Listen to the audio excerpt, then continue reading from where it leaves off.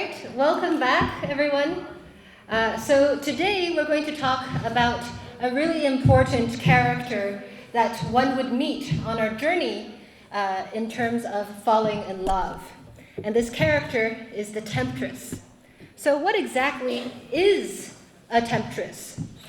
Let's start with definitions. Does anyone recognize this? Yeah, Starbucks. Good. What is this thing's name? Siren. Very good. Someone answered siren. Excellent. So she's the Starbucks siren. Now, what is a siren? A siren is actually a creature from Greek mythology. It's some type of creature that looks like a woman and has a beautiful voice. And she lives in the ocean and also on rocks in the middle of the ocean. And her way of living is by singing extremely beautiful songs that will cause sailors, which are usually men back in the day, to hear this song and run their ships on the rocks and then sink into the sea, where then the siren will eat the men. So this is the story of the siren. And as you can see in this picture, is she really a full-on woman? No, she is not. Because at first she looks like a woman, but then she turns into a very dangerous creature, usually half bird, half woman, or half fish, half a woman. So not real woman. And as you can see now, the danger of this symbol luring you towards your next cup of coffee is rooted in mythology.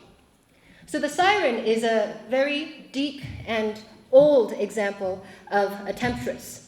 We can also see temptresses in movies all the time in modern day. For example, the character of the femme fatale. Femme means woman, and fatale means deadly. So the deadly woman, the femme fatale, as seen in movies, is also a great example of a temptress. So here we have Angelina Jolie's character in Mr. and Mrs. Smith. She is Mrs. Smith. And she's trying to seduce Brad Pitt, Mr. Smith. You can see that she's extremely beautiful, extremely seductive. But what does she have on her leg? She has a gun that she is going to use to kill the man that she is seducing. So she is, once again, a great example of a temptress. But a discussion of the temptress would be incomplete without talking about the first temptress, at least according to Western culture and literature, which is Eve, in the story of Adam and Eve. So according to the Bible, which is a religious text but also a cultural text key to understanding Western culture, there was once a man and a woman created by God called Adam and Eve. And these two people lived in perfect harmony in a beautiful garden called the Garden of Eden. Back then, no one died.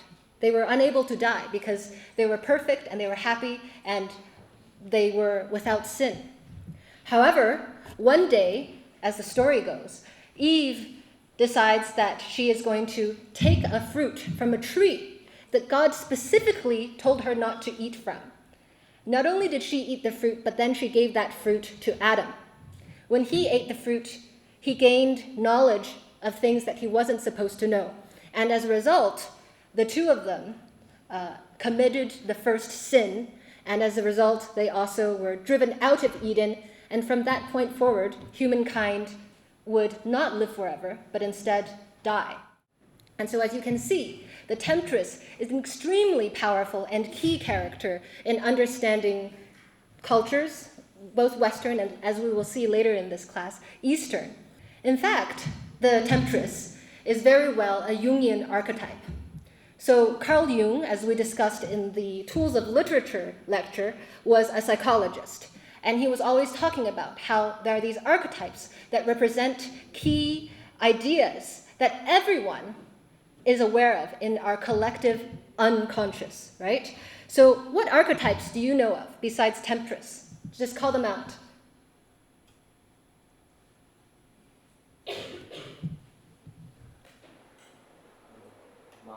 Mother. Mother is a great one. Yes? Who else? Sage. Excellent. Anybody else? Shadow. Excellent. Yes, very good. So these are all excellent key Jungian archetypes, there are many, many more archetypes. Now, what's so special about the Temptress? It's that she is powerfully seductive, powerfully intelligent, and also, as a result, brings trouble to those who fall in love with her. She's different from the maiden archetype in that the maiden is only powerfully seductive. As you can see here with Cinderella, Cinderella is extremely beautiful, and she is also extremely kind. But in the story, we don't really know how smart she is. She's not well known for being smart. She might be smart, but that's not her defining characteristic. We also have the fairy godmother, who is a mother archetype, as Richard pointed out. So the mother archetype is powerfully intelligent, just like how your own mother is supposed to be when you were a child. You didn't view her as seductive, for you at least, but you viewed her as someone who knew what to do when trouble struck, right? She was the person who protected you and knew what to do if you got sick or if you were hungry. So that's the mother archetype. She's powerfully intelligent. But when you combine the two, when you are both powerfully seductive and powerfully intelligent, that causes trouble. Now, it's key to understand that a temptress is not just a little bit seductive and a little bit intelligent. She is powerfully seductive and intelligent. So she overpowers the man, usually, that she is in front of. So she is more intelligent than the man and more seductive than the man. That causes him to feel threatened and, as a result, label her as a temptress. This is key to understanding the whole concept of this archetype. Now today, we're going to see 3 works that present the temptress archetype to you, beginning with a work from the Impressionist period by Ravel. So this work, Undine, was published in 1908, and it's the first piano piece out of a collection of 3 piano pieces that are amongst some of the hardest piano works and most beautiful piano works written in the literature. And this set of piano works, it's all concerning kind of evil and strange things that happen at night. As you can see, the first one is called Undine. And Undine is basically about a water spirit. It's about a girl, but not a real human girl, who lives inside a lake or pond. And she uses her seductive singing to get men to come to the water and go into the water, where she will then drag these men down and eat them, take their souls. So this is very scary, probably, but as you will hear, it is also very seductive. And all of this is based on a set of poetry by Aloysius Bertrand, which was also called Gaspard de la Nuit, the same name as the title of this collection of piano works. So without further ado, let's take a listen to the piece. And while you're listening, listen for what examples of word painting do you hear. So the poem that goes along with this is that it's the middle of the night right now, and it's raining.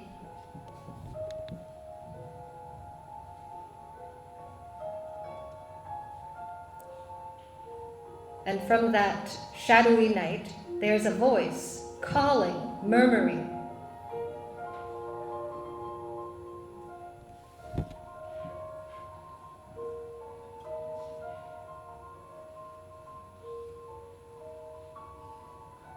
The voice is beckoning to this man who's hearing this voice to come.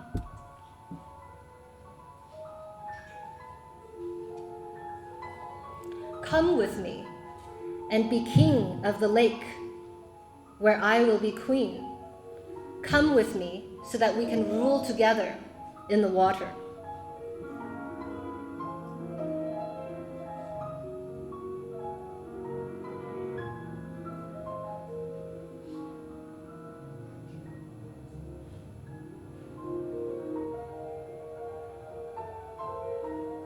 And all this time, it's dark outside, and the rain is gently pelting on the window of where the man is staying.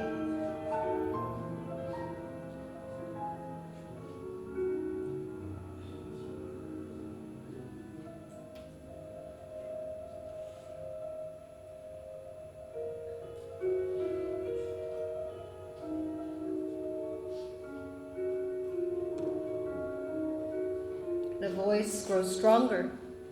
She continues to seduce.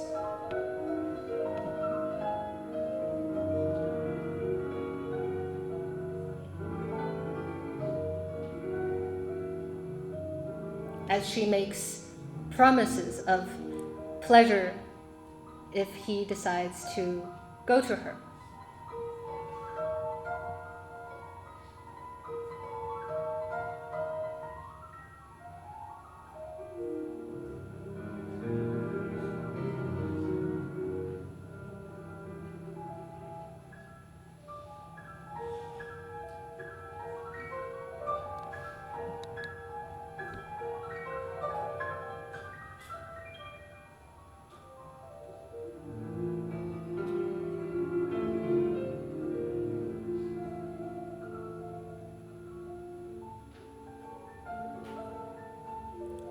And as she continues to seduce him, he tells him about the dances they can have when they're down in the water.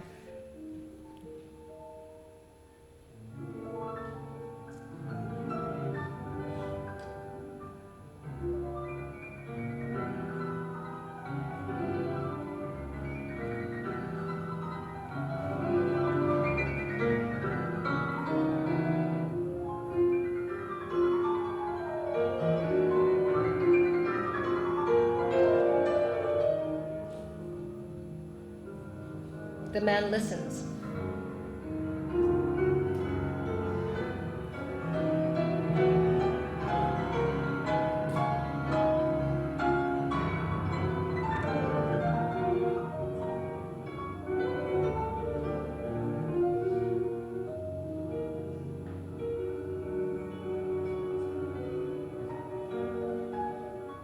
And he replies, "Sorry, but I am in love already with a real woman, so I cannot come with you."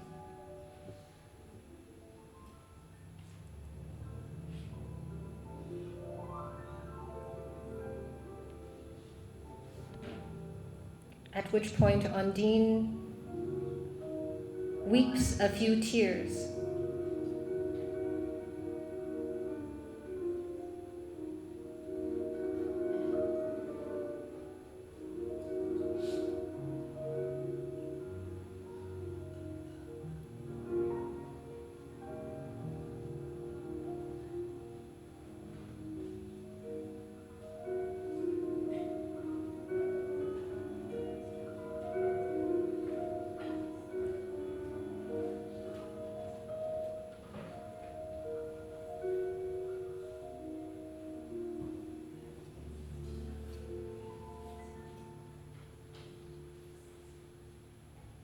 Here she is.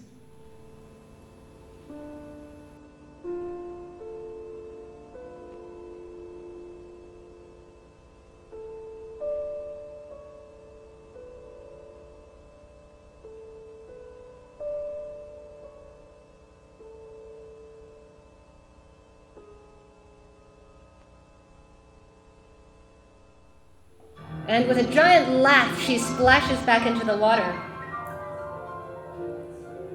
Dives right back in and is seen no more.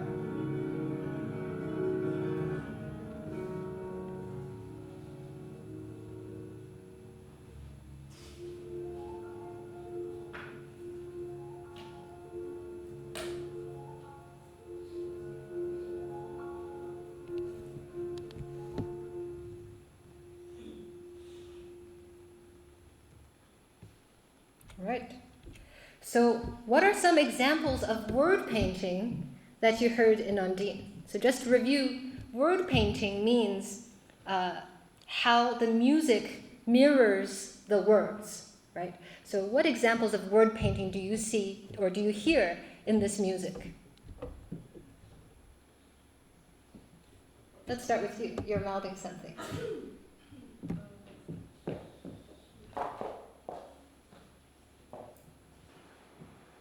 She went back into water. She went back into the water? Yes. Yeah, so you could hear the giant splash of water basically with the notes, right? Originally she got quiet when she was weeping that single tear, and then boom, she dove right back to the water. So that was very a great example of word painting. What other examples of word painting do you hear? In the very beginning, the notes are very gentle and indicates it's raining. Yes. Exactly. So she said that in the beginning, the notes are very gentle, and as you can see in the shapes even of the notes, you see they're almost in a wave-like pattern. So even if you don't know how to read music, you see the notes are going up and down in contour, and so that shape literally is word painting for the motion and the ripples of the water. Yes. And of course the dynamics, as you said as well. The dynamics is piano, pianissimo, extremely quiet. So it gives it a very hushed atmosphere. Excellent work. So these are all great examples of word painting. There's more. We can also hear how she tries to seduce him, wave upon wave, as the music gets louder and louder and more difficult, more and more virtuosic. We can hear the way that she tries to pull him towards her. At first we have single notes, and then later we have double notes and more notes in the melody. So that's all great examples of word painting. So I remember in our quiz last time, some of you weren't quite sure how to listen to word painting. I hope this is a good example for all of you. So as you can see, when you answer this question, you need two parts in the answer. You need what is in the word, and also how does the music paint that word. So in the future, if I ask that again in a quiz, you need two parts to get the full mark of how the word painting is demonstrated. The next work is on the same topic, but this one comes from the Romantic era. As you can see, these are a whole bunch of ondines. They're nymphs, right? Nymphs are similar to ondine. They're also water spirits. They're usually girls, young, beautiful girls, who live inside the water. And the problem with them is that they do not have souls. So humans, according to Greek mythology, have souls. But these creatures, they only look like humans. They don't actually have souls. And so as a result, they want someone else's soul to take. And so what they do is they're very beautiful, they sing, they take baths, and they lure young men into the water. And so this painting depicts Hylas, who was a Greek young man, who was a friend of Jason, one of the Greek heroes. And they were wandering along in the forest one day when Hylas got very thirsty. So originally he was going to go look for some water. But when he came close to the pond, he saw these beautiful nymphs, and they dragged him into the water, and nobody saw him ever again. So using our picture frame, picture plane, all that light source way of analyzing it, who can start with telling me, describing this picture in terms of the picture plane and picture frame? Let's begin with you. So say one thing about the picture composition. Yeah, so what do you see in the picture frame?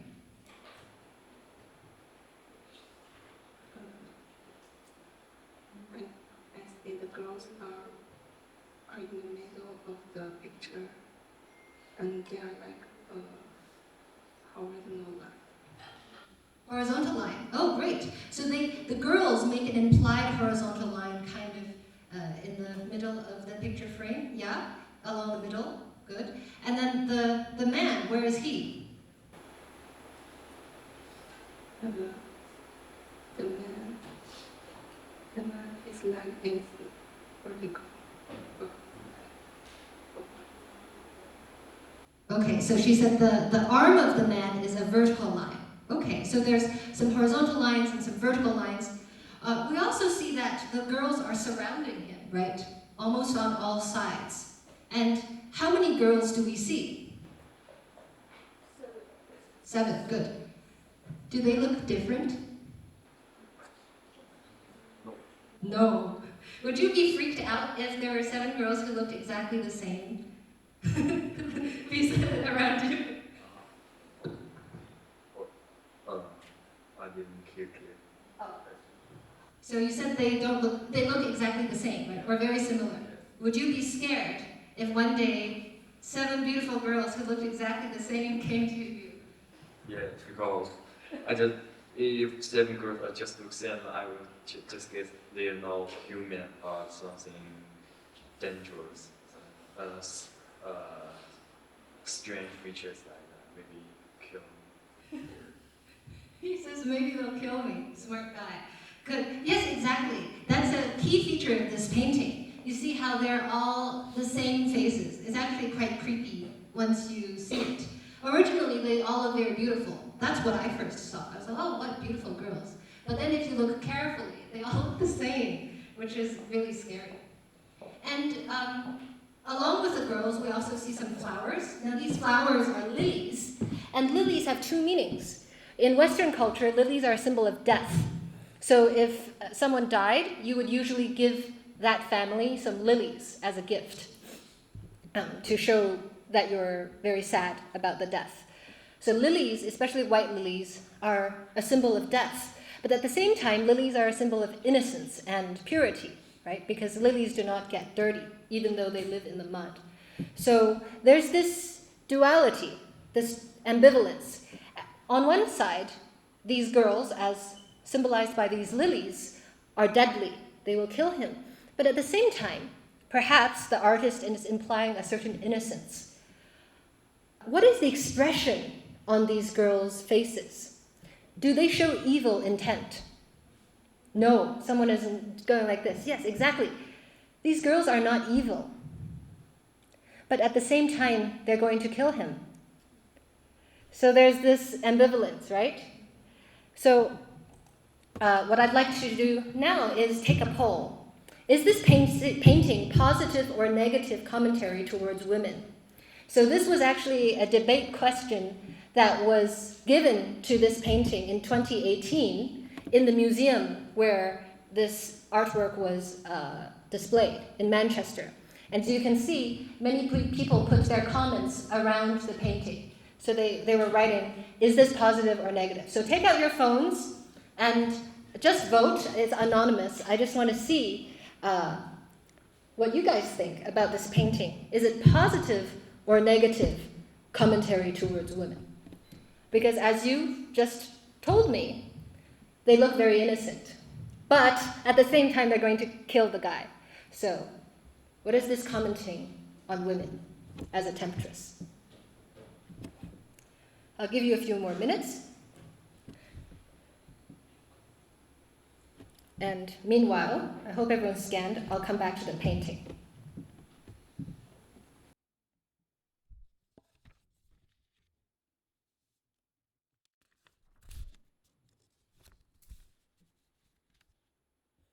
All right, let's take a look now at the results. By a show of hands then, who thinks this is positive towards women? Make your hands large. Yeah? A lot of girls think this is a positive thing. How about negative towards women? Yes. Why do you think it's negative towards women? You there.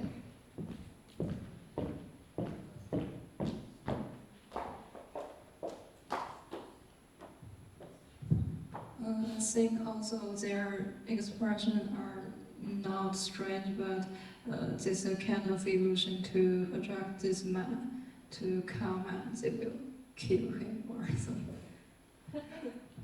So they're faking the expression. They're making it look like they're innocent, but inside they're actually more devious. That's a good point. Let's hear some more ideas about how they're negative. I saw you said the painting is a negative commentary on women as well, right? Yes. If this is positive to women, why don't the actor paint it like some young men seduce women and kill the women? So I think this the artist is used like the innocence of the these beautiful girls, like to attract the young men. So that's kind of like the evil behavior. The behavior is evil. Yes, in fact, that's a great commentary too, because the time in which this painting was made was in the 19th century, when women started to get more and more power in society. And so this artist was seeing around him all these women getting more rights in society, you know, the right to maybe go to public without a man following her and so forth, and later the right to go to work and so forth. And so he was also wondering about, where is this line? Should women stay at home? Should women be, you know, protected from themselves and also from other men? Or should they be allowed to go out into society and possibly lure innocent men to their deaths? But some people also said this painting was positive. I saw many paintings before about the siren, and I saw their face looks very ugly and looks very dangerous. But in this picture, I think the actor wants to show the pure and the beautiful side of the girl or of the siren. Yes, and in fact, there are many comments on both sides, and that's why this painting is so cool, because it makes you think. It doesn't give you the answer. That's what all great art does. Great art asks you to give your own answer based on your observations. So someone who wrote a post-it note on this survey at the Manchester Gallery, so let's get back to this PowerPoint. You know, one of these post-it notes up here, someone wrote, she said, "I think it's entirely empowering for young girls, because the people who are powerful in this painting is not the boy, but the girl. The boy is trusting the girls, and as a result, the girls have a certain strength that is guiding his actions. Now, if you look at the central nymph, like the nymph who is holding on to the man, and look at her expression, it is not lecherous or coquettish, meaning it's not ugly or trying to, you know, be a witch or something. Instead, it is a depiction of love. Perhaps it is misguided love. Misguided love means you're not supposed to love that person, but you accidentally do anyways. But it is passionate and strong and full of hope. So that's what one person said. But of course, at the same time, there were people who sided with you as well. So, makes you think. This is a great painting as a result, because it does make you think about not just these girls, but about women in society, and women in relation to perhaps us, all of us. Now notice how Undine, this piece, and Hylas and the Nymphs, they're about the same topic, but the way they approach the same topic is different. The first one approaches it with teen brain, right? Because it's from the Impressionist period, and the way that we know that it's teen brain is because it's concerned and focused on more of the superficial things. So, if we're contrasting Impressionism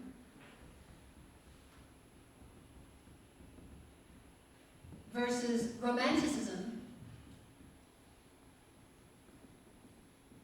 Romanticism is 19th century, like Hylas and the Nymphs, and Impressionism is early 20th century. Right? And their difference is that Impressionism is concerned with the surface, with the senses, the five senses. What are the five senses? Seeing, taste, hearing, touch. Did I say all of them? Smell, right. These are the senses on the surface, right? But Romanticism is more concerned with the heart, with what's inside, heart or spirit. So this one is outside or on the surface, And then this is deeper inside. And so you can see how, even though they're both about the Temptress, they're both about the topic of love, the way they go about it is different. The piece of music, which is a great example of Impressionism, looks at the topic from the senses. What does she sound like? You know, the raindrops, the feeling of the water. You can really feel the senses, but you don't really feel the emotions necessarily. It's very on the surface. Whereas this one, it's really about the emotional dialogue between this nymph and Hylas. What are they feeling? What are they thinking towards each other? The next piece of art is a short story by Pu Songling. And this is from the Qing dynasty, which would coincide with this time on our timeline that we have revisited many times in class. But China's own artistic and literary development is not parallel to the West. We have a much longer and we have a different brain-heart alternation. So this one, who read it? Who got a chance to read it before class? It was on maybe a little bit. So if you're interested, it's still I put it on a little bit before class. In both English and Chinese versions, you can read it. The Chinese one is very short. It's like less than half a page.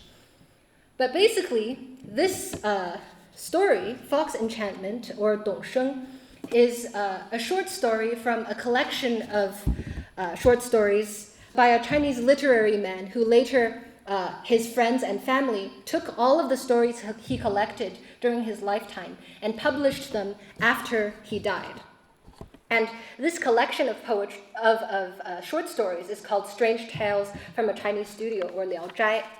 And all of these stories are very strange. They have many spirits and ghosts and other supernatural beings. But by using these supernatural beings, the author is actually trying to talk about real life, about real people, and specifically the philosophical question of qing, like of passion and emotion of humans. So what is the nature of qing? He was trying to answer that and debate that in these nearly 500 short stories that he collected as part of Liao Zhai. Now, key to Liao Zhai is one character that keeps coming back in many, many of his stories, which is the Huli Jing, or the fox spirit. And the fox spirit is very special because, she is a temptress. But she's particularly interesting because the way that Pu Songling characterizes them is that they're both destructive and vulnerable. So he's right in the middle. You know, we had a debate just a second ago about whether the painting that we saw was pro or against women, right? Well, the author here is right in the middle. He is pro and against. He can see both sides. And that's why his stories are so interesting. Because usually when you read a story, it's white or black. But this one is all about the gray in the middle. So in his stories, we have characters that are Huli Jing, that are fox spirits, who usually come to a man extremely beautiful, and they want to, become the wife of the man. And usually the man tries to resist, but then the girl keeps seducing them. Now, usually what happens is that as they're together, they live like husband and wife, and eventually the man gets weaker and weaker, and he dies. Usually that's the story of a Huli Jing, because she is taking the energy from him and eating it from his body. But at the same time, in these stories, often the Huli Jing actually falls in love with the man, for reals. Like, she actually becomes very loyal and devout to the man. So there's this ambivalence. On one side, she is like the reason he's getting sicker and sicker, thinner and thinner. But on the other side, he often even risks her own life to help him. So sometimes in the stories, the man gets in trouble, and the fox spirit will try to save the man, and as a result, end up killing herself. So you can see this ambivalence. Now, in the story that I asked you guys to read, It was about two men who both encountered a fox spirit. And basically, the first man, Dong Sheng, he got killed by the fox because he had all his energy given to the fox. And then the second man, he tried to drive the fox away, and eventually he killed the fox because he wanted to keep his own life over the fox. And then later, when the fox died, her spirit came back, and she asked the man, "Why did you do that to me? That's so mean. Because all I wanted to do was to love you. Like, I didn't try to harm you. I know it's my nature to be harmful, but it's not my hope. It's not because I can control it. So I understand you don't want to be with me, but why did you have to kill me?" So there was a big, debate, a big question left at the end of the story, which is, does the fox in this story deserve compassion? So based on what I just mentioned, do any of you think that the fox, yes, does deserve compassion?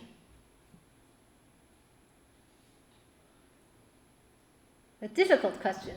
Let's go back to you, because you were against the painting, right? You said that the girls were evil and they were seducing the man, and maybe they were just pretending to be nice.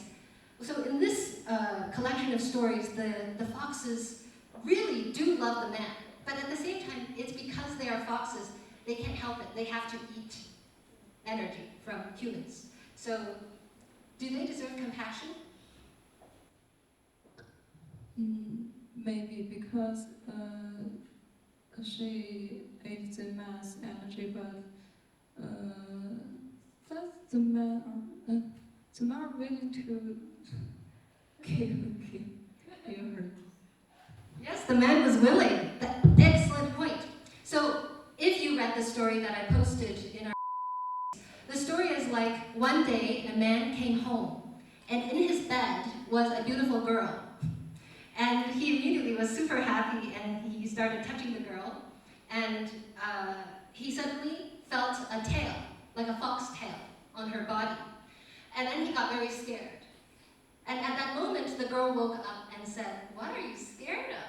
And he was like, "Oh, just let me go. You're a fox. I'm so sorry. I didn't mean to touch you."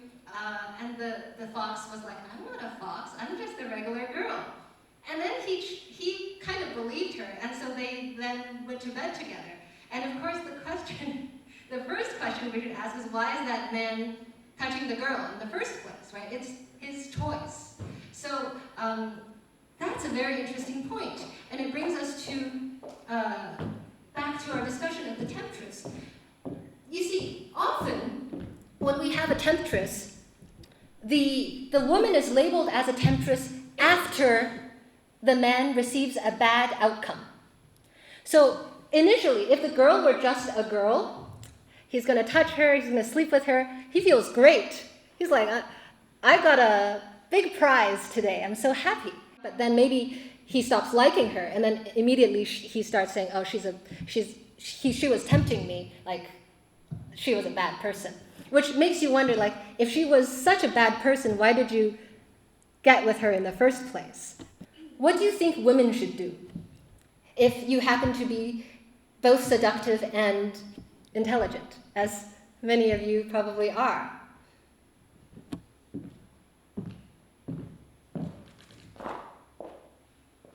Well, let's ask a female. You haven't spoken in a while. So what should a woman do if she is both beautiful and intelligent? Maybe just behavior like herself. Be yourself.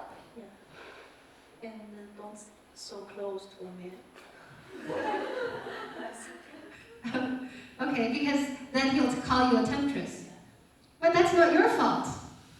Okay, and what should a man do if he encounters someone who is extremely beautiful and seductive at the same seductive and intelligent at the same time? What should he do? Should he run away?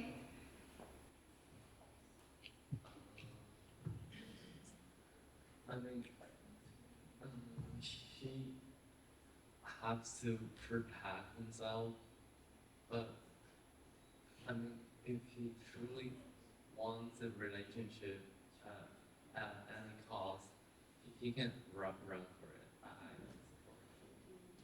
You support him going for the relationship. Yeah. It's good to try something like that. Yeah. It's good to try something like this. Yes, because, well, usually the girl is not evil. She's just very powerful. And that's what makes it scary, right, for the man. And makes him often demonize the woman and say, oh, she's a temptress. But actually, she's just beautiful and just being herself, as you said. Good. So, I guess the other so what that we learned from these three stories is that the best way to protect yourself from a so-called temptress is not by running away, but by improving yourself. Maybe you need to become also very smart and also very strong and beautiful and all these things. Then you will not be insecure. And when you encounter a woman who is smarter or more beautiful than you, you won't feel threatened and then immediately be tricked by her or call her a temptress, right? And then for women, the message, I think, from all three works today is that you should not be afraid to be smart and beautiful. That if someone calls you a temptress, it's usually not your reason. It's because they have an inadequacy and perhaps they're jealous of your beauty and intelligence. So for homework, I would like you to look in the stories that you know to find a temptress. And we'll share them orally in class at the beginning of class next week. And not next week, next week, because next week is reading week. Think about whether the author frames that woman negatively or positively or both. So that's the homework. Any questions? No? All right. So I'll see you next week then. Thank you so much.